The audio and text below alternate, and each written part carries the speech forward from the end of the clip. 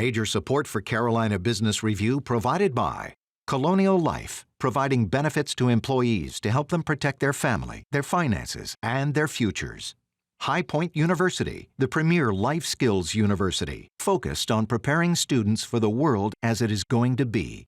And Sunoco, a global manufacturer of consumer and industrial packaging products and provider of packaging services with more than 300 operations in 35 countries.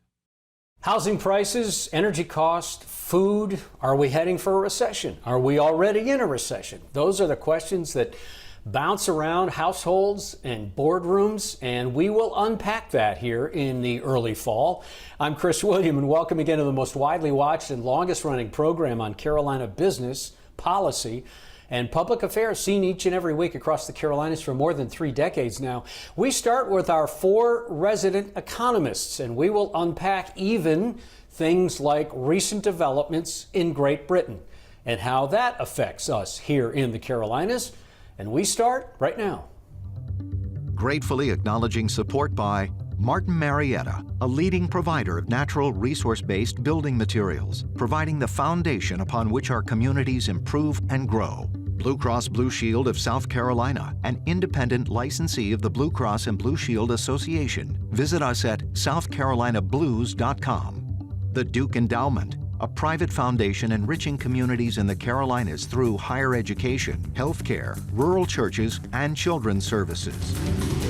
On this edition of Carolina Business Review, Dr. Nicholas J. Hill of Claflin University, Dr. Laura Ulrich from the Federal Reserve Bank of Richmond, Dr. Joseph C. von Nessen of the Moore School of Business, University of South Carolina, and Dr. John Connaughton of UNC Charlotte.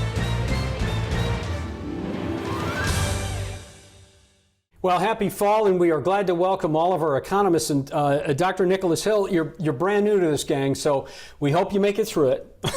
But we're glad to have you on from a fine institution, Claflin, down in Orangeburg. But all kidding aside, Dr. Ulrich, we're gonna start with you. So we have seen, of course, the tragic loss of Her Majesty the Queen in Britain.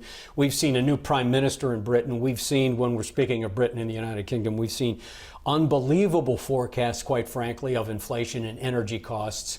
And Britain, by the way, if people don't know, is one of our single largest trading partners in the Carolinas, as well as single largest foreign investors into the Carolinas. So are we going to see any of these issues that are forecast to happen in Western Europe and the UK?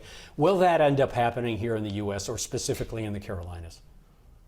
Yeah, I think if we've learned anything in the past year with what we've seen in energy and oil prices here in the US, is that we're not disconnected from the rest of the world, right? What happens in the rest of the world does impact us here. I was actually reading this morning that natural gas prices in the UK are up 96%. I think electricity's up over 50%. They're seeing some of the highest increases in Western Europe, and Western Europe is seeing much higher increases than we are here. And with the Queen passing and a new prime minister this past week, there's just a lot going on there. And so I think it would be short-sighted to think that we would be completely isolated from events like that in a close trading partner like the UK. At the same time, I wouldn't expect to see, some sort of extreme response here or reaction or impact here, but we'll see some impact. Dr. Hill, how do you look at that from the Palmetto State, but also the region? What do you think? Yeah, so one of the things is that, like Laura said, is that uncertainty has always been available, especially on the globe. And given all the different incidents that's occurring, we're still waiting to see how the market kind of responds to that. With speaking with Palmetto State, is importantly, there are other different type of ways that we can kind of pivot, adjust to some of the supply chains disruptions that is occurring. But with the energy shifting and moving that's going on, we already see it across California, across Texas. We already see those type of issues that are occurring. So however we're able to pivot during this uncertainty time will help with our success. John, Joey, how's this stuff wash over you?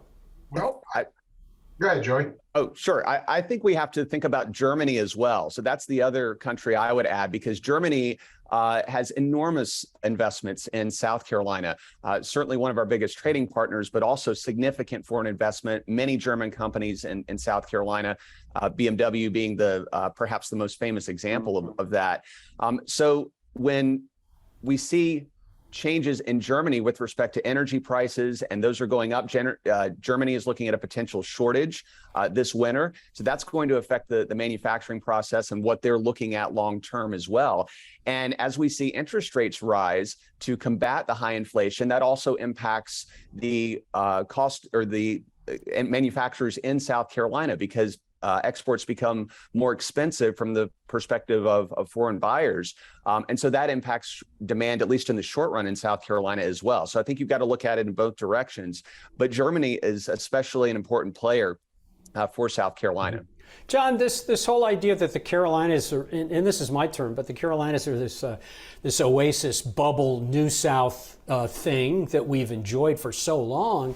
But are the cause and effect, the levers that globally affect us that much? Absolutely. I think that the one thing we need to realize here about particularly Great Britain is that's one of the few trading partners we have that we run a trade surplus with. And so if their economy starts to go south, then it's very likely that they're going to have a hard winter in the UK. And I think that's without question. And, with the energy prices rising, and they're going probably into a recession, that means that consumers are going to stop buying goods and services. They're going to reduce their purchases, and that's going to affect us because, as I said, it's one of the few countries that we run a trade surplus with. And so consequently, they're going to buy fewer U.S. goods. It's just that simple. John used the term hard recession. Could we have a hard landing in the U.S.? Are we in a recession now? Anyone? Probably not in a recession right now. I know that everybody screams about, we've had 2 quarters of downturn in GDP, but that's not the way the NBER, National Bureau of Economic Research, looks at it. It's a much broader look. And despite the fact that we've had 2 quarters of downturn, through the first 8 months of this year, we've added 3.5 million jobs to the labor market. So it's kind of hard to talk about a recession when you're adding 200, 300, 400,000 jobs a month. So that doesn't mean that we're not maybe headed for one, but we're probably not in one now. Yeah, Dr. Ulrich. I'm sorry, John, finish your thought. Apologies. I was just going to jump in and say that we could almost think of it as a lagged recession, in the sense that if interest rates continue to go up, as we know that they are, the Fed has been very clear about that, that is almost inevitably going to lead to an increase in the unemployment rate eventually. We don't know exactly when that's going to happen. So I think if we zoom out a little bit and think of this as a broader pullback from beginning in 2022 and extending through early 2023, that can be a helpful way to look at it, because a rise in the unemployment rate, again, I think is almost inevitable at this point. Dr. Ulrich, central bank chair Jerome Powell, your boss, in effect, was very pointed with his comments. Was that surprising? It was short and he was to the point, and it was almost brusque. Did that surprise you? Surprised me because I feel like the leaders of the Fed, and that includes the Board of Governors and the Federal Reserve presidents, including our president, Tom Harkin, have been pretty transparent through this period. There's been a lot more communication than maybe we've seen in the past with some Federal Reserve leaders. And I think we are in this very interesting time period where they're trying to educate people in real time as well, right? Because you do have inflation like we haven't seen in 40 plus years.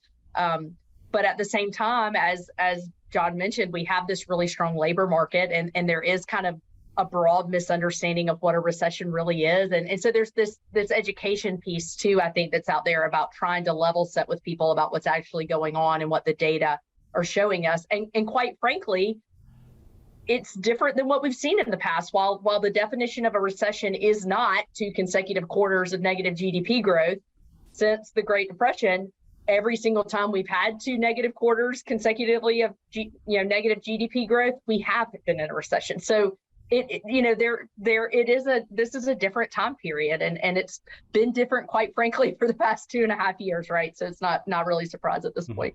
Yeah, Dr. Hill, I don't want to leave the idea of recession quite yet. We'll get to unpack this labor thing. Are we, to use the metaphor, when it comes to interest rates, inflation, are we whistling past the graveyard? Are we just hoping that if we get past it, then interest rates are going to level out and inflation's going to level out and maybe fall? Or is there a real risk in the back of your mind, maybe, that inflation, that the beast is not done? So I'm more concerned mostly about the demand for money and how these interest rates are infecting the demand. And when you first raised the interest rates that was there, that there wasn't that much of a reduction in the demand for financing along with that. And I think from the standpoint of how companies are now starting to react, that we can now no longer have, let's say, large building facilities. We don't have to pay that because we're moving out of the pandemic and into a place where we can work from home.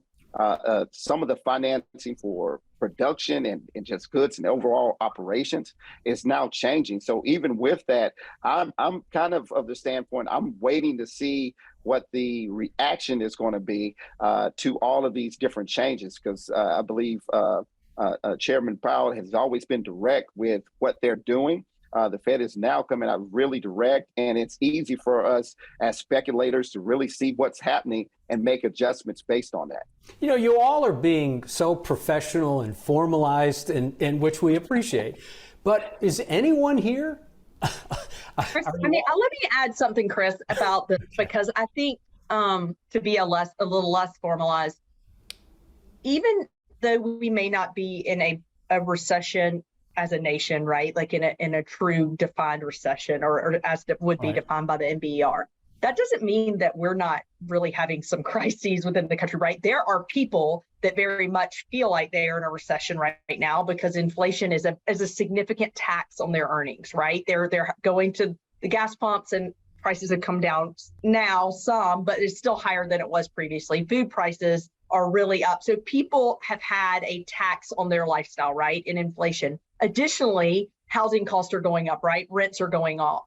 It's the price of used cars are going up, right? All these things that are going up. And so there are people, and I think lower income households and middle income households are likely quite stressed, many of them right now, because the things that they spend the majority of their income on have become much more expensive. So I think it's important to recognize that while we might not say, okay, the U.S. is in an official recession, that doesn't mean that there aren't recessionary impacts that impact households, right? That where households are stressed. I think there is a significant amount of stress out there. Joey. And we know as well, I'm sorry, go ahead. No, please finish. I was just going to say that I would say that the housing market is almost certainly in a recession right now, at least on the residential side, where we've seen a significant pullback in 2022 in sales, closer to levels that we were experiencing in 2018 and 2019. Now, part of that is a pullback to levels that are more sustainable because we had seen such a bubble in 2020 and 2021 as a result of more demand and more financial resources for households. Mm-hmm. But right now, there's been a dramatic pullback. So I think anyone in that, certainly on the residential side in the house.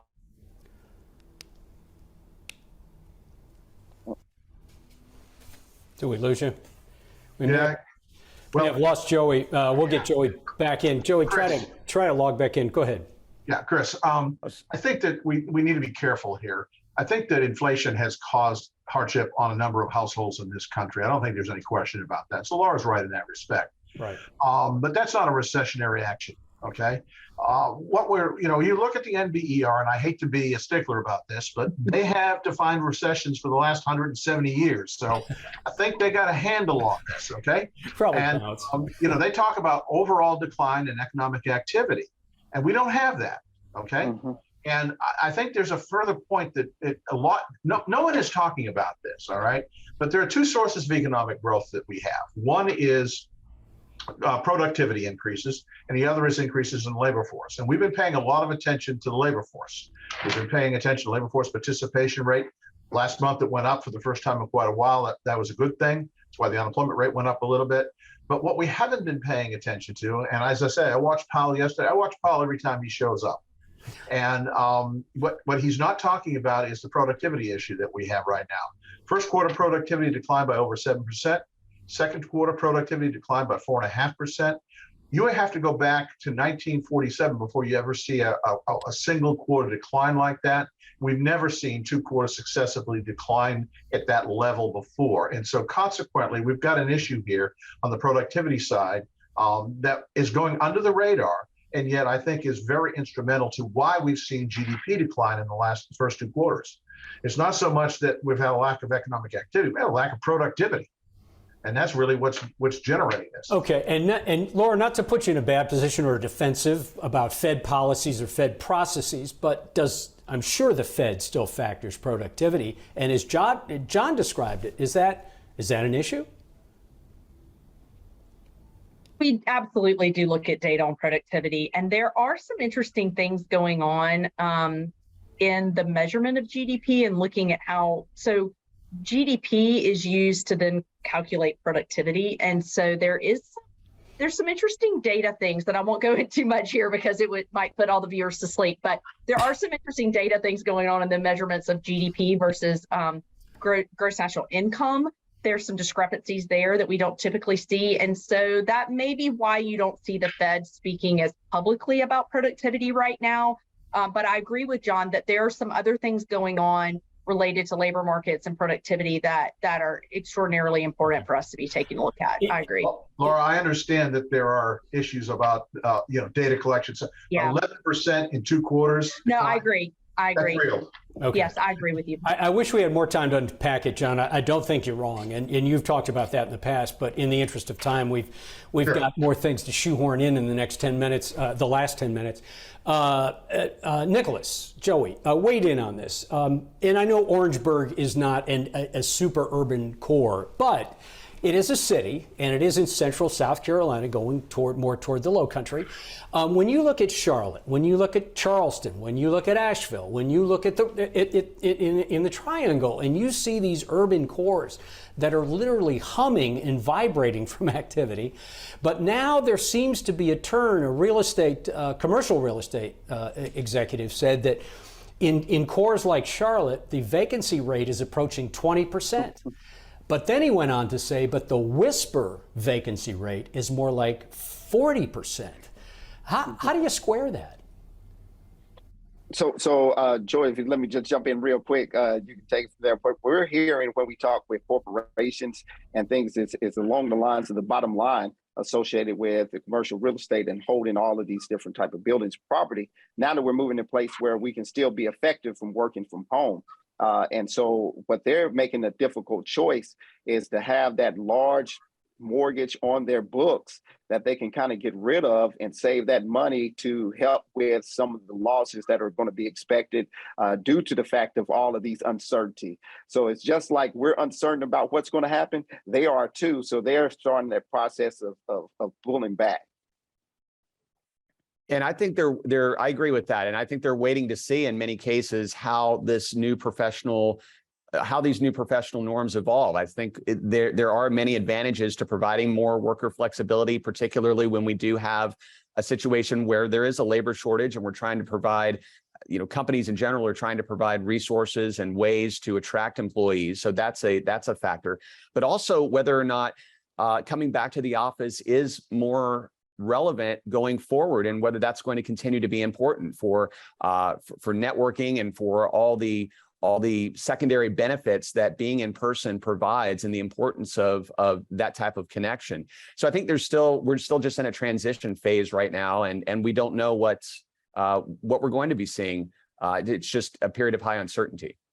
The other thing I would add here, Chris, is that in the more urban cores, we talked to folks all across both states, but in places like uptown Charlotte and downtown Raleigh, they're having a very hard time getting people to come back. That's just the reality of it. A lot of these companies have policies where they're saying you need to be in the office 2, 3, 4, 5 days a week, but their employees simply are not doing it at the levels that they expect them to. And I think there's this huge issue going on right now with the tight labor market. Do you force people to do this and potentially lose a lot of employees? Or do you kind of, like Joey said, wait and see how this settles out? I think there is a tremendous amount of uncertainty with these, the big office towers in uptown Charlotte where I work are still pretty empty compared to what you see if you go even to a place like Columbia certainly Orangeburg, they've been able to get their people back, but the big urban cores, it's been much more difficult. And real quick, just on top of that, is that one of the issues that we get with the digital divide, because we're working from home, it leads to a lot of inequality and inequity for rural South Carolinians who don't have access to broadband. So that's one of the things that if we push that, that'll allow for them to get able to have work and remote work in these areas. And it sometimes affect those more so in rural areas than those in the concentrated urban market. Just one more thing on this. I think that, what Laura talked about is interesting, but I think that the CEOs in these companies are starting to realize that the idea that the productivity levels are the same for virtual work as in-person work, I think there's a realization that that's not true anymore. I think we're led into a false sense of security in the early period when COVID was rampant for the first year in 2020. People had nothing else to do. There was no opportunity cost of not sitting in front of your computer and working. Well, now there's a lot of opportunity costs. You go to the movies, you go out to lunch, a whole lot of things you can do. And as Elon Musk suggested, pretend work.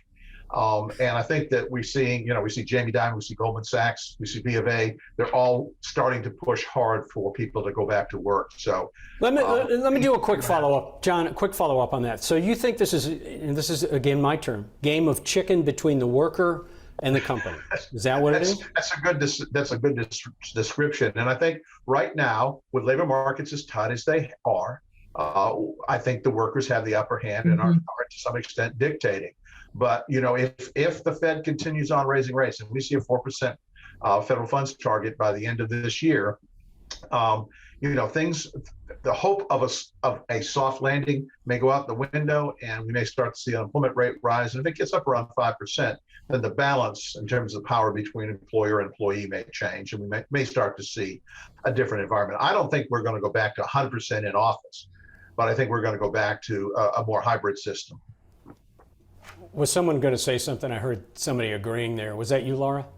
Yeah, it was me. I completely agree with what he's saying. I think, it's interesting because I'll hear some of the leaders state their policies, but then if I talk to people that work inside the companies, they're like, yeah, we haven't been in this week, or I come in 1 day a week, we're supposed to be in 4 day a week. So I do think it is this chicken situation, as you said, Chris, but I agree. The labor supply is going to remain limited because of demographics. But labor demand is where we could see some changes, right? And so if the demand for labor goes down, you could certainly see some of the power dynamic shift there. We have three of you distinguished panelists are academics. You work for educational institutions. And of course, this is a K-12 question, but maybe not. So in the last 3.5 minutes, I want to unpack this idea that we are back in school, K through 12, higher ed, et cetera, et cetera. But there is a lot of talk and a lot of hand-wringing, quite frankly, about the idea of lost educational attainment. Does that translate into some economic liability or economic risk in the near term or even in the intermediate term? Anyone? I'll go ahead and there have been some estimates that have been made by some think tanks that suggest that depending on the year in school that the kids are in, it can range anywhere from 1 year to make that up to 5 years to make that up for some of the younger kids, and that's real. It's both educational in terms of subject matter, reading and writing and arithmetic, but it's also social as well. And so a number of these things have combined to affect these kids. I'm not sure at this point in time, this is kind of like my productivity issue. Nobody's talking about it. I'm not sure we're acknowledging that there have been academic losses, but we're not really addressing, okay, how do we fix this? What do we do? How do we spend money to get this accomplished? Yeah, this is one of my areas of research, and I completely agree with what John just said. There's a lot of talk about it, but I'm seeing very few school districts actually take what I believe are extreme actions, which is what I think it's going to take to make any difference. But there's a lot of talk. Laura, not to pick on you, but do they have the bandwidth to tackle this? They're just trying to get teachers in the class. Well, I agree with that, but they also got a tremendous amount of funding through the CARES Act and ARPA. And it's also important to recognize that state and local governments, almost all of them, are sitting on very large tax surpluses. So my answer to that is they have a once in a lifetime opportunity to do it right. And I don't know that, but here's the thing. Educators, and I used to be a public educator, so I can say this where the others may not be able to say it now. As educators, you're not really used to you're more used to thinking almost in a deficit mindset. Like we never have enough Right. money to do exactly what we want to do. And now all of a sudden these school districts and local governments have millions upon millions of dollars put in their lap. They're not necessarily very well suited to deal with that. We have about a minute left. Nicholas, did you want to weigh in on that? Yeah, real briefly, I think everything that's discussed is true, and it's not about the capacity, it's about the will, and I think that that's always the case, is whether or not these districts as well as the government have the will to put forth what they've done with K through 12 education. But I can't stress enough that during the pandemic, what it exposes is inequity in the education system. And a lot of districts that did not have this virtual option, this broadband option that impacted persons of color and minority districts a lot, they have seen even a larger gap in the attainment that's there. So now that we have these resources, we can actually try to solve the problem. But I don't know if we have the will to. That's the issue. Okay, Dr. Hill, that's the last word. Dr. Hill, thanks for joining us, because I know when you first signed up for this, you might not know it would have been a ride at Carowinds, but thank you for going along with this. Thank you for having me. Please come back. Joey, always nice to see you. Best to our friends down there at USC and the Moore School. John, as always, good to have you on. Dr. Ulrich, thank you as well. Until next week, I'm Chris William. We hope all your business is good, and certainly your weekend is too. Good night. Major funding for Carolina Business Review provided by High Point University, Martin Marietta, Colonial Life, the Duke Endowment, Sunoco, Blue Cross Blue Shield of South Carolina, and by viewers like you. Thank you.